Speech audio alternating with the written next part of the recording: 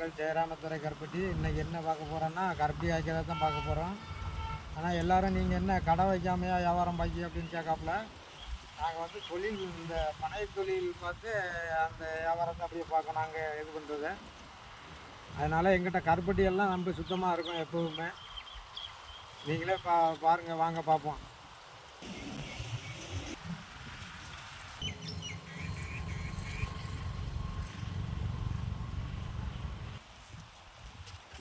அதாவது மற்ற இடத்துல கருப்பட்டி வாங்கினா எந்த மிஸ்டேக்னாலும் எதுவும் சொல்ல முடியாது. ஆனால் நம்மகிட்ட நீங்கள் எந்த மிஸ்டேக்னாலும் சொல்லலாம்.